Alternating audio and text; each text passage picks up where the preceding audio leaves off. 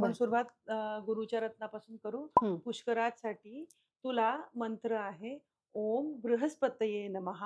हं. हा मंत्र तुला 108 वेळा म्हणून ही अंगठी धारण करायची आहे. बरं. आपण जे रत्न घालणार ते हां. वीक प्लॅनेटचे घालावेत की स्ट्राँग प्लॅनेटचे घालावेत? पुष्कराज हा रात्री गाईच्या कच्च्या दुधात बुधवारी ठेवला जातो. बरं. गुरुवारी सकाळी स्वच्छ पाण्याने धुवावा. हं, हं. त्यानंतर देवासमोर एका वस्त्रामध्ये त्याला ठेवायचं आहे. हं, अंगठी जे काही तू अंगठी, पेंडंट बनवलं असेल, ते एका वस्त्रावरती स्थापन करायचं आहे. हं, हं. त्याला पिवळ्या रंगाचं फूल व्हायचं आहे. बरं. पिवळ्या रंगाचे पेढे.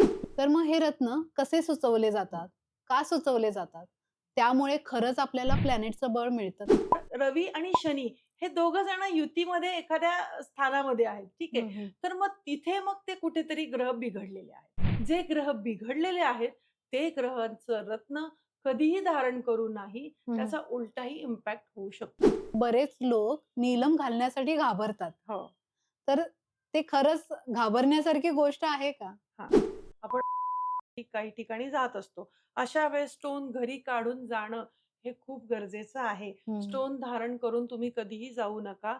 कारण त्याने स्टोनचं बळही कमी होतं. स्टोनचा प्रभाव पूर्णपणे कमी होत असतो. काही ठिकाणी आपल्याला सिद्ध केलेले स्टोन्स मिळतात. हं. म्हणजे ते म्हणतात, की बाबा आम्ही हे सिद्ध केलेले स्टोन्स आहेत. तर ते खरे आहे का?